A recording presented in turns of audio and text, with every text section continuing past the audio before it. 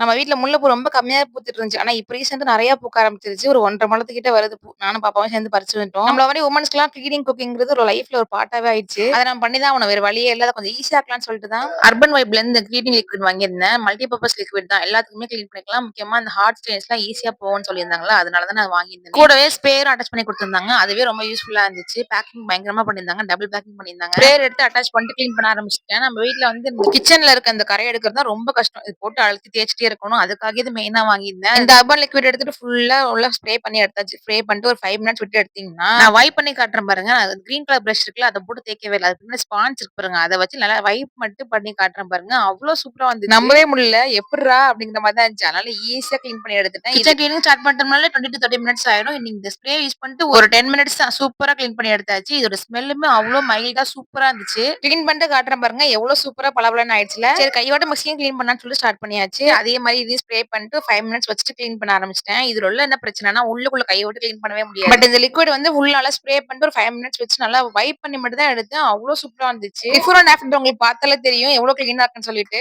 Next fridge clean பண்ணலாம் தான் போனேன். பட் டைம் இல்ல. அதனால வெயில்ல மட்டும் ஃபுல்லா ஸ்ப்ரே பண்ணிட்டு தொடச்சிட்டு பார்த்தேன். அவ்ளோ பளபளன்னு சூப்பரா ஆயிடுச்சு. இது இதுக்கு மட்டும் இல்ல. TV, washing machine, wooden cot எல்லாத்துக்குமே ரொம்ப யூஸ்ஃபுல்லா இருக்கும். மல்டி பர்ப்பஸ் கிளீனிங் தான். கண்டிப்பா வாங்கி யூஸ் பண்ணி பாருங்க. ரொம்பவே யூஸ்ஃபுல்லான ப்ராடக்ட் தான். உங்களுக்கு இந்த ப்ராடக்ட் வேணும்னா மறக்காம கமெண்ட்ல லிங்க் சென்ட் பண்ணுங்க. நான் உங்களுக்கு DM பண்ணி விடுறேன். Bye by.